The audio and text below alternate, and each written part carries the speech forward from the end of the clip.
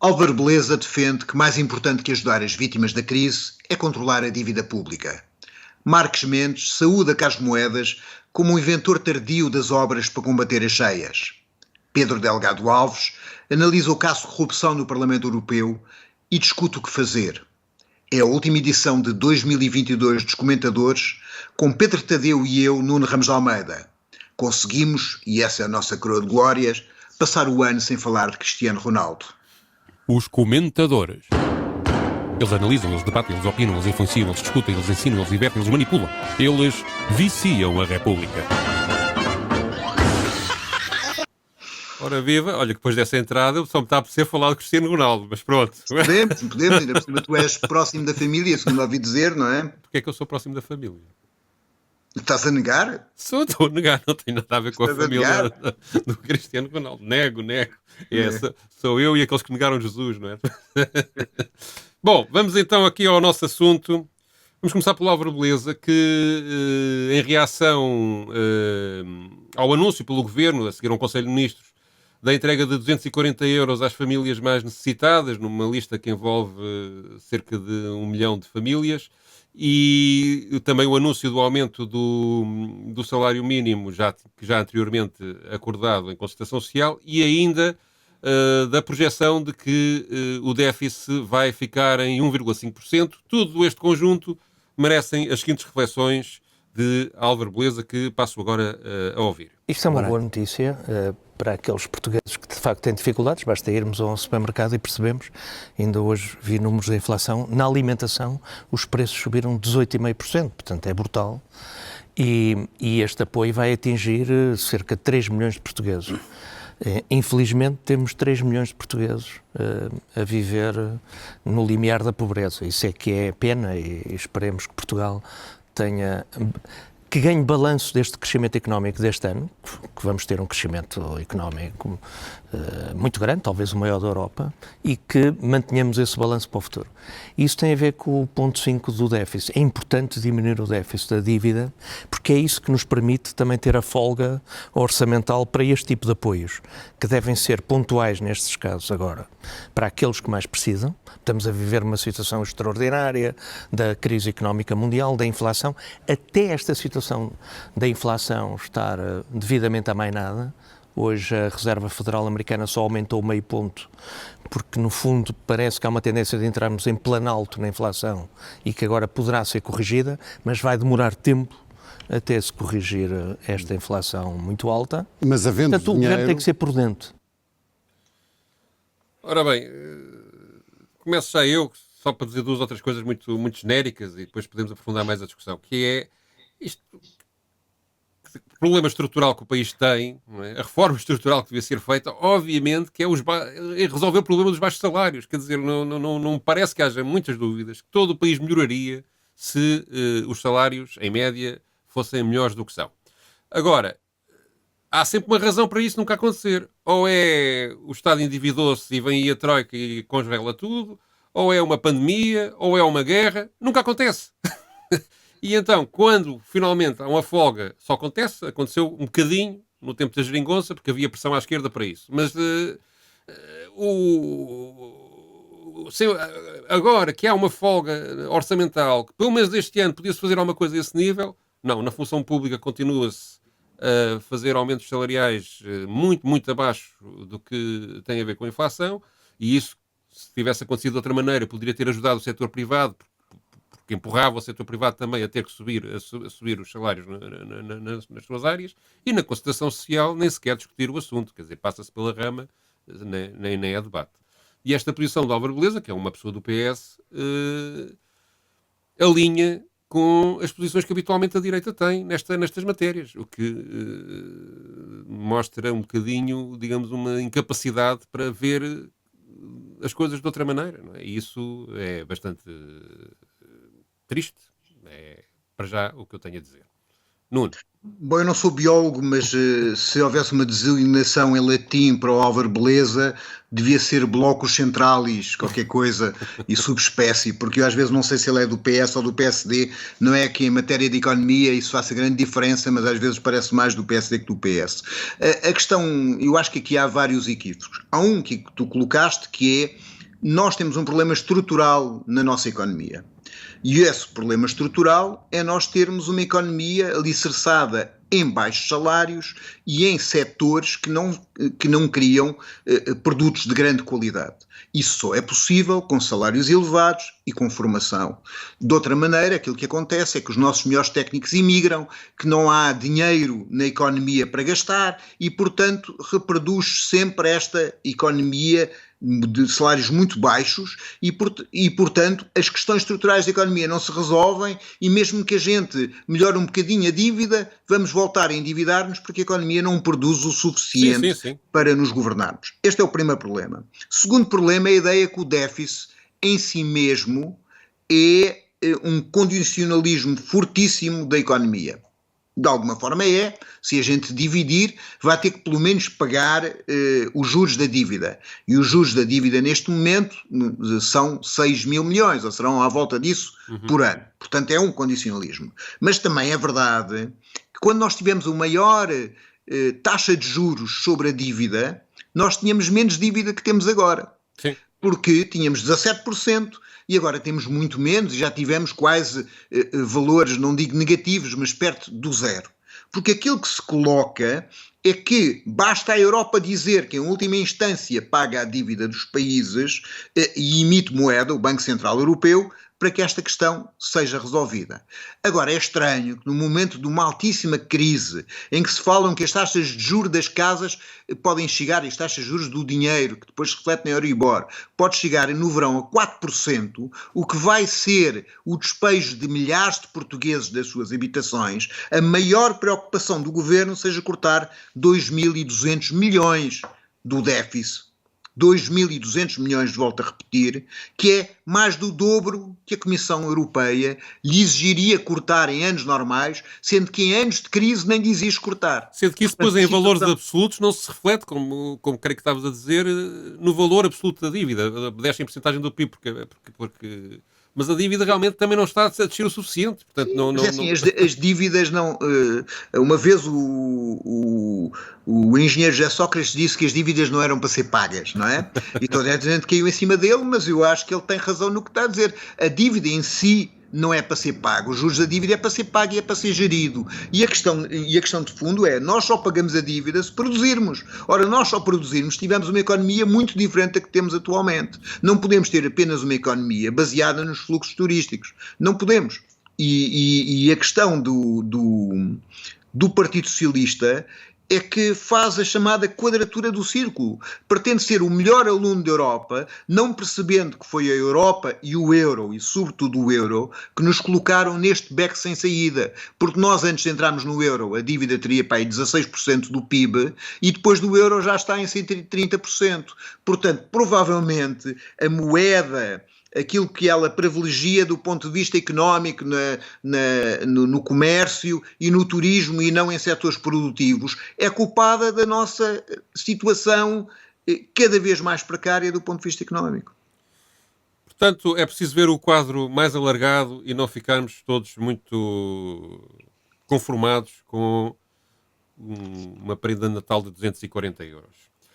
Passo então a outro assunto, foi um dos assuntos dominantes da semana, as cheias pelo país todo, e em particular em Lisboa, onde se concentraram os meios de comunicação social a filmar diversos cenários de inundação, e onde houve uma espécie de operação de salvem moedas, porque, caros moedas, o Presidente da Câmara Municipal de Lisboa apareceu em todas as televisões como, digamos, um operacional do combate às inundações, o que levou Marcos Mendes a fazer um elogio público depois de denunciar supostamente aquilo que terá sido o desleixo no passado. Vamos então ouvir Marcos Mendes.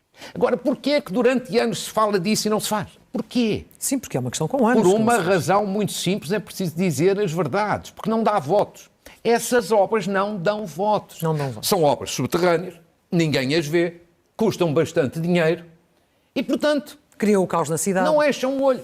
Podem criar caos, muitas vezes sim, outras vezes não, mas sobretudo não dão votos. Gasta-se muito dinheiro. No fundo, é enterrar dinheiro. Mas é enterrar dinheiro por boas razões, porque é para resolver um problema. Tudo o que são matérias de saneamento, de um modo geral, não dão votos, mas são fundamentais. Então o seu elogio vai para Carlos Moedas, nesse sentido? Que Carlos Moedas aqui, nesse plano, só pode ser saudado. Porque ele há 2 ou 3 meses já tinha anunciado esses túneis de drenagem.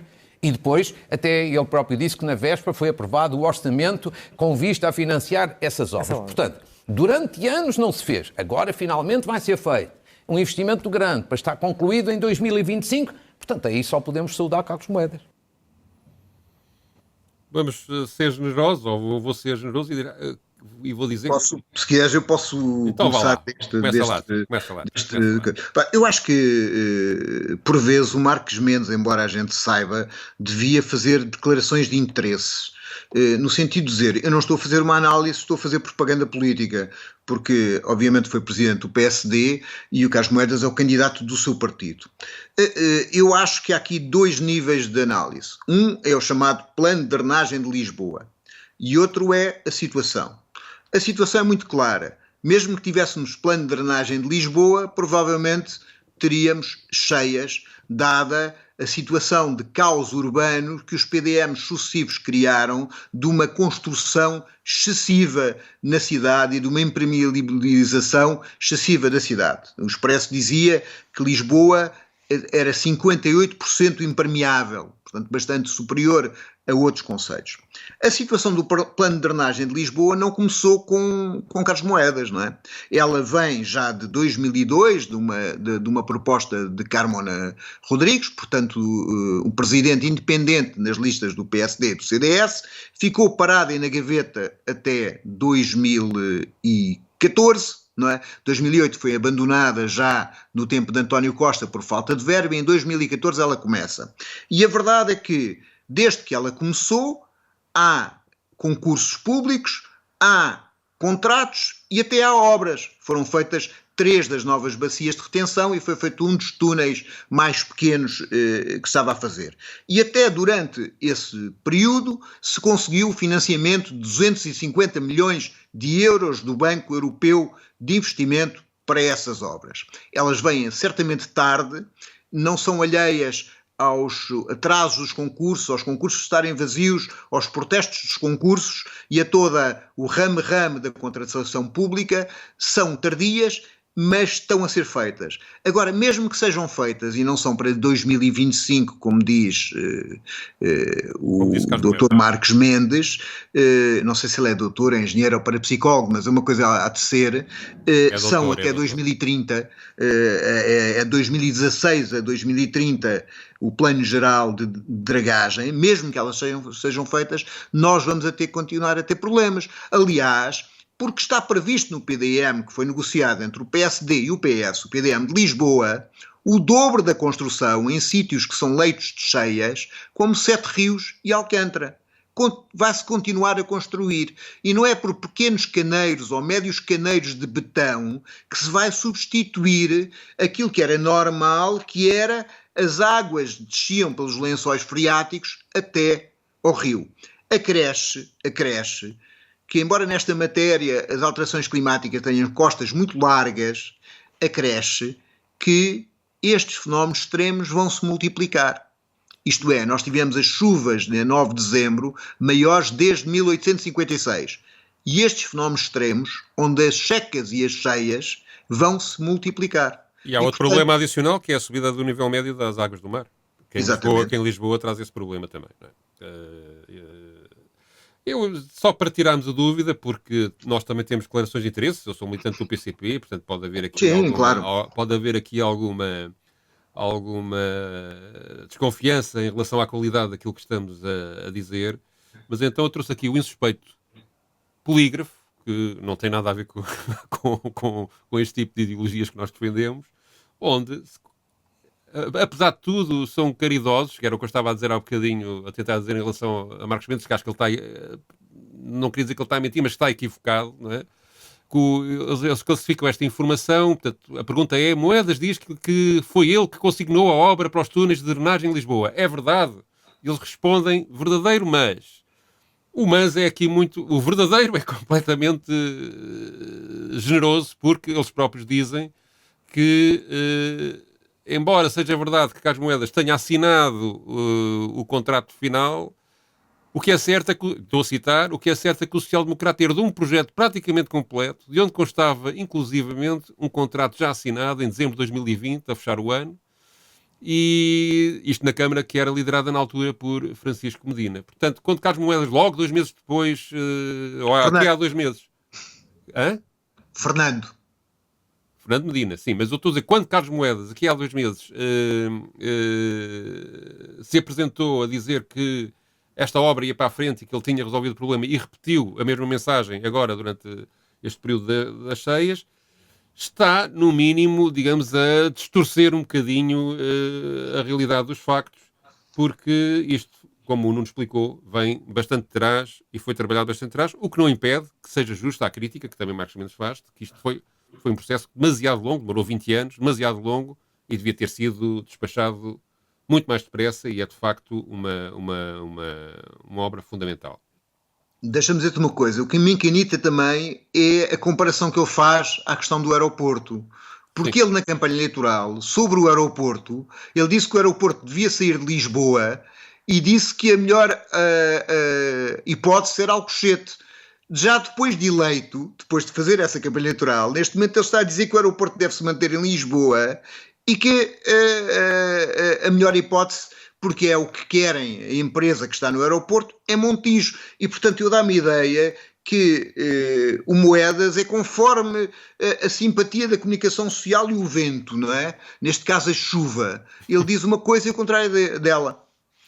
Muito bem, vamos a outro assunto, o último desta sessão. Pedro Delgado Alves a comentar o escândalo de corrupção no Parlamento Europeu e a falar da questão dos lobbies que existem e que pressionam o poder político. Há um conjunto de factos praticados por um conjunto de pessoas que, por si só, independentemente de serem ou não um crime, já são suficientes para que aquela pessoa não deva ser merecedora de continuar a representar ao mais alto nível uma instituição como o Parlamento Europeu. Instituição essa que, para além disso, volto a dizê-lo, até em muitos aspectos era apontada como, olhem para aquele local que, à semelhança do que, enfim, normalmente as duas cidades do mundo em que se faz mais lobbying serão Washington e Bruxelas.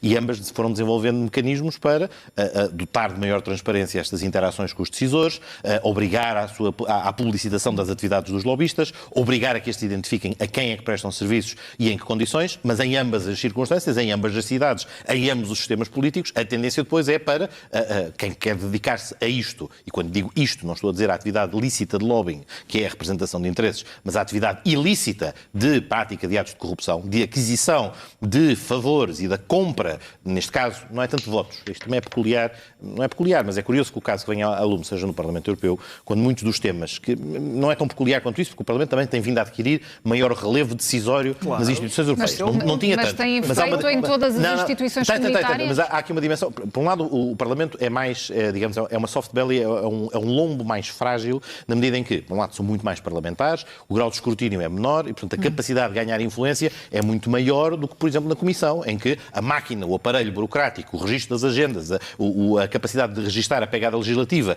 e os momentos todos decisórios é muito mais difícil de penetrar. Não tem comparação. Não estou a dizer que seja imune, mas é muito mais difícil. E, portanto, aqui no Parlamento Europeu, muito mais do que, eventualmente, uma aquisição de uma decisão, é mais uma aquisição de simpatia, de boa vontade, de ter uma voz que faça intervenções, aquela intervenção que o Miguel fazia referência, em que há os elogios aos grandes progressos laborais do Qatar. Ela peca por, enfim, pela estupidez, se me permitem a expressão, ou seja, é tão flagrantemente desconexa com a realidade que até se torna um mau serviço de relações públicas.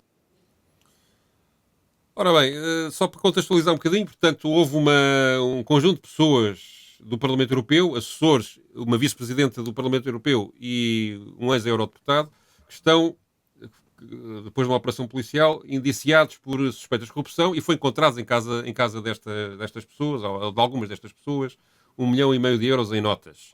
E a corrupção teria sido exercida pelo Qatar. Pronto, só para, eventualmente, alguém andar noutro planeta não saber o que é. Ora, aqui o que eu acho mais interessante é o que ele fala sobre os lobbies e, digamos, a questão da institucionalização dos lobbies e de haver lobbies que se identificam, se legalizam, digamos assim. Eu sempre tive esta dúvida, embora me pareça que haja uma boa vontade nesta ideia de haver uma transparência através da institucionalização do exercício da pressão política ou da pressão económica ou política sobre o poder político, em que aquilo seja feito às claras, é, no fundo, legalizar o crime. É sempre um bocadinho a sensação que eu tenho. Porque, por um lado, este sistema de lobbies favorece quem? Quem tem poder económico para se instalar em Bruxelas, ter lá pessoas em permanência a contatar com os eurodeputados ou com os membros da Comissão ou com quem for. A mesma coisa se passa em Washington. E a verdade é que, ao longo dos anos, mesmo depois dos lobbies terem sido institucionalizados e legalizados, a quantidade de casos equívocos por exemplo, temos um claríssimo que incomoda bastante a Comissão nesta altura, que é a concessão que foi feita à Pfizer das vacinas, não é? Digamos, tudo isso não retira a possibilidade do exercício da corrupção ser feito. Não é?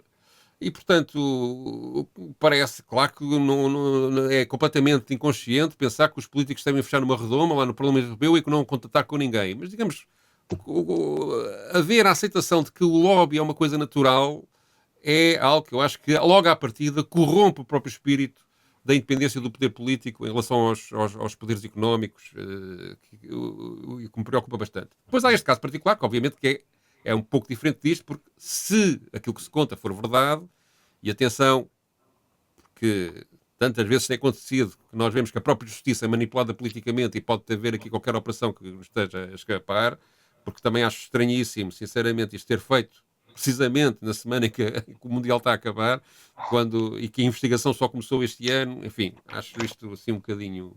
Acho que isto suscita dúvidas. O Le Soir, sobre esta informação em setembro, eles próprios disseram, foi o jornal que adiantou mais dados sobre o assunto em primeira mão, e só agora é que publicaram. Portanto, também acho isto tudo, enfim, não é completamente linear, no mínimo.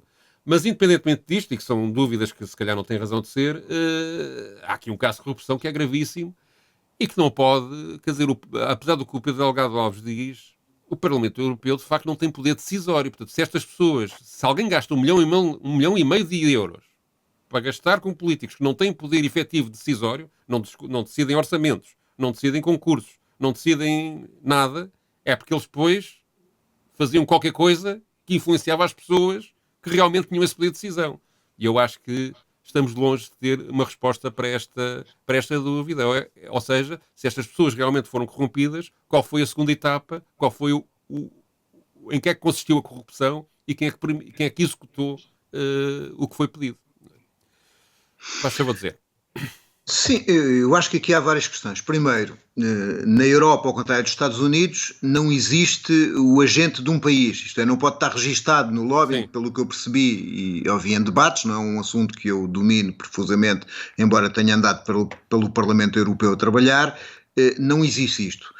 Mas, por outro lado, mesmo que existisse, malas de dinheiro não fazem parte da atividade legal dos lobistas, não é? Sim. Quer dizer, isto é, nós não estamos a falar de lobbying, estamos a falar de corrupção com malas de dinheiro. E o assunto dessa corrupção, há quem diga que tem a ver com a questão dos vistos, que está a ser negociada, a isenção de vistos para Marrocos e Qatar, Mas etc. isso ia acontecer, etc. não é? Mas ninguém percebe exatamente o assunto para o que é. Parece-me que um discurso a dizer que as normas laborais no Qatar melhoraram muito e a intervenção do representante da Confederação Sindical Europeia nesse sentido É estúpido, de facto. é relativamente caro. É relativamente caro mesmo para um lobbying organizado. O que eu acho desta questão é que a questão da corrupção em si está-se a tornar uma espécie de circo para esconder outras coisas mais importantes. Isto é, nós concentramos, e justamente nós não devemos permitir que haja corrupção, mas concentramos nestes episódios de corrupção sem perceber que há questões estruturais que são muito mais graves e que roubam muito mais dinheiro aos contribuintes e às pessoas que a corrupção. Eu não estou a dizer que vamos absolver a corrupção. Eu estou a dizer é que temos que ver as razões estruturais dessa mesma corrupção. O Michael Sandel tem aquele livro que eu já citei, A Tirania do Mérito, e eu acho que ele tem um exemplo muito engraçado, que é, ele determinou que a injustiça social nos Estados Unidos se reproduz pelo ensino superior e pelas universidades de elite. Essas universidades de elite, foi descoberto que havia uns tipos que davam dinheiro a uns profs de educação física para entrar de lado com os filhinhos para a universidade de elite. E eles chamavam isso uma entrada lateral. E depois dizia, não, mas não é a única. Depois há uma entrada por detrás, que são os tipos que compram, fazem uma biblioteca, fazem um pavilhão, e então são recompensados os filhos com uma entrada nessa universidade de elite. Mas essa não é a única, pois há aqueles que entram por mérito próprio. O problema é que aqueles que entram por mérito próprio não é tanto mérito próprio. Isto é preciso estarem numa determinada classe social, terem um determinado dinheiro para conseguirem entrar nessa universidade que lhes vai dar acesso a grandes empregos e ao poder. E, portanto, o problema não pode ser visto apenas na pequena corrupção, tem que ser visto na estrutura. E isto para acabar o seguinte.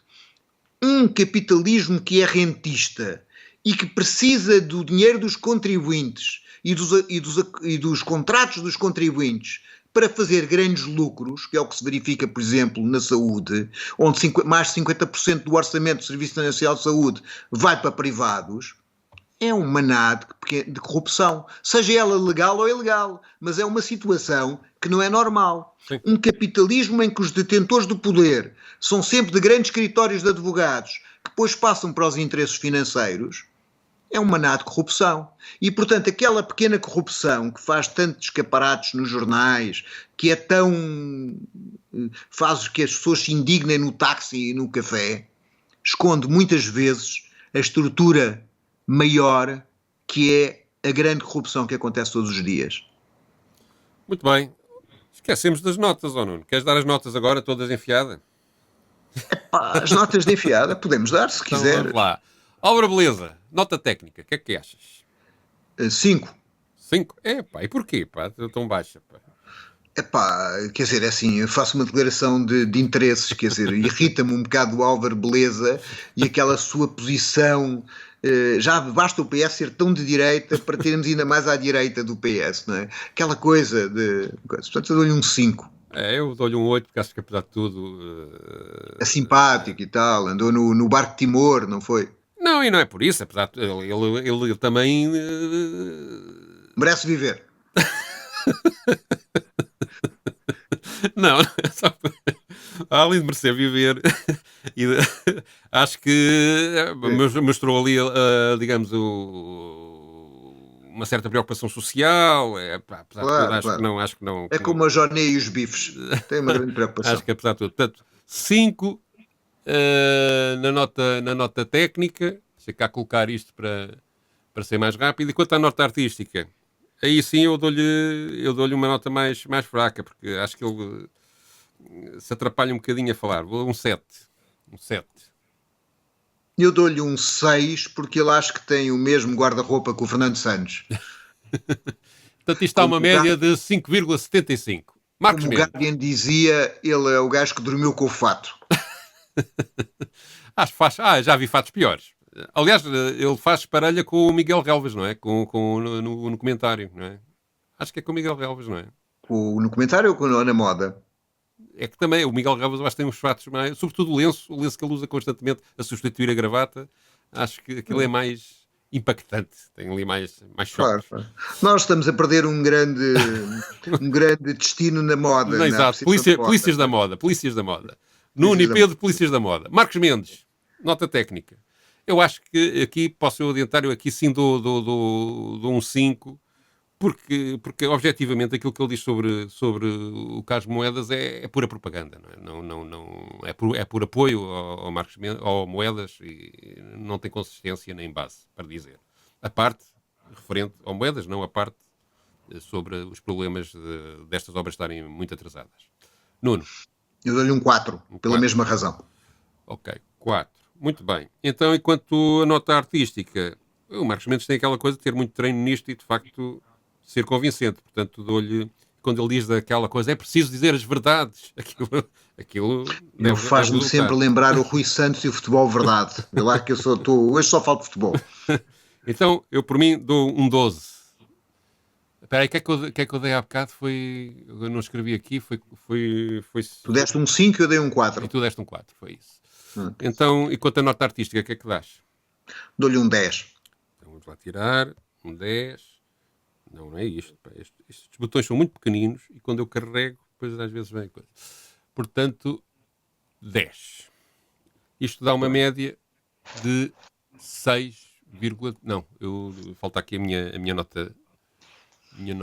Tem uma média. Um Excel. Está no Excel, tem É fantástico. uma média de Excel. 7,75. Eu sei fazer sum no Excel.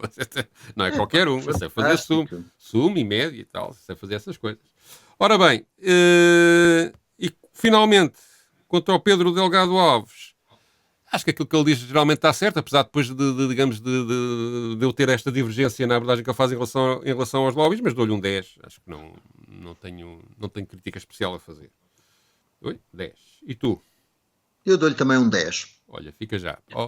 Ora, 10 e 10. Aliás, acho este programa deles, os dois, do Morgado e do Delgado Alves. Bastante, apesar de serem pessoas de ideologias que não têm nada a ver com o que eu penso, mas tentam fundamentar as coisas do melhor que podem, e isso não é tão normal como... Eu acho que eles melhoraram bastante, são os dois bastante inteligentes, e melhoraram bastante quando o Miguel deixou de berrar tanto, porque o Mas Miguel às vezes a tendência de atropelar o outro, não é? Mas às vezes vai atrás da sua retórica e exagera um bocadinho, mas sim, mas acho que é um bom programa. Ora bem, quanto à nota artística, também dou-lhe um 12 ao Pedro Delgado Alves. E tu? Eu dou-lhe um 13 porque ele era de Lumiar e pronto. por bairrismos. Está bem um bairrismo, está bem. 13. Então, sendo assim, temos em primeiro lugar Álvaro Beleza 5,75, em segundo lugar Marcos Mendes 7,75 e em último lugar, com a melhor nota, 11,25 Pedro Delgado Alves. Eu aqui inverto. Para mim, os que ganham são os que têm pior nota. É? Tu só queres o mal das pessoas. Só quero o mal das pessoas. Eles a esforçarem-se. Ora bem, conforme o Nuno disse no início, nós agora vamos de férias de Natal, desejamos a todos bom Natal, um bom ano novo e voltamos dia 7 de janeiro. Ok, Nuno? Isso se tu não ficares selecionador nacional, que é uma hipótese que se coloca com muito cuidado, não é? Exato, isto Sim, nesse caso... Mas não vão pagar o suficiente para eu aceitar uma coisa dessas. Vá, adeus. Tchau, pá. Os comentadores. Eles analisam, eles debatem, eles opinam, eles influenciam, eles discutem, eles ensinam, eles divertem, eles manipulam. Eles viciam a República.